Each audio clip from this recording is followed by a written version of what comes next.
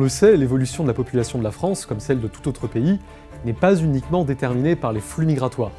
Elle est aussi déterminée par la dynamique des naissances sur son territoire. Or, dans notre pays, ces deux déterminants démographiques apparaissent de plus en plus fortement liés.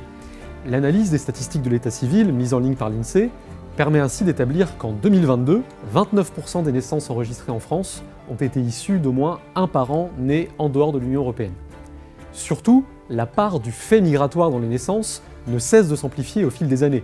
Entre l'an 2000 et l'année 2022, le nombre de naissances issues de deux parents nés en France a baissé de 22%, tandis que les naissances issues d'au moins un parent né en dehors de l'Union européenne ont progressé de 40%, et celles issues de deux parents nés en dehors de l'Union européenne ont augmenté de 72%.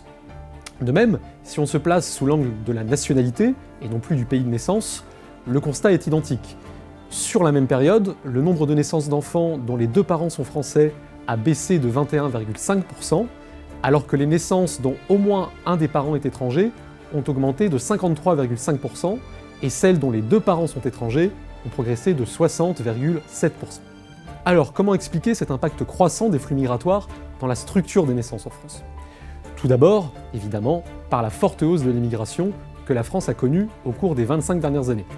Pour rappel, le nombre de premiers titres de séjour délivrés en 2023 est supérieur de 175% à celui accordé en 1997, tandis que le nombre de premières demandes d'asile a augmenté de 245% entre 2009 et 2023.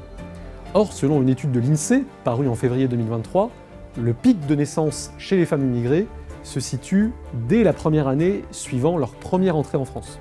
Il se maintient ensuite à un niveau particulièrement élevé durant les 5 années qui suivent leur installation, puis diminue ensuite progressivement.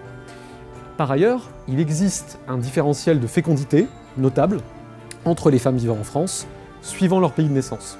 Selon les données consolidées en la matière par l'OCDE, les femmes nées en dehors de l'Union européenne avaient en moyenne 3,27 enfants au cours de leur vie en 2019 dans notre pays, ce qui représentait l'indice de fécondité le plus élevé de toute l'Europe de l'Ouest, alors que les femmes nées en France avaient 1,66 enfants chacune en moyenne, soit 2 fois moins.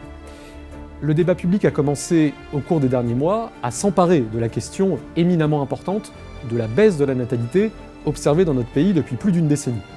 Pour l'appréhender de manière juste, il importe donc d'intégrer à l'analyse le fait que l'évolution du nombre de naissances en France aujourd'hui recouvre des dynamiques très différenciées, voire contradictoires, selon le pays de naissance des parents et selon leur nationalité.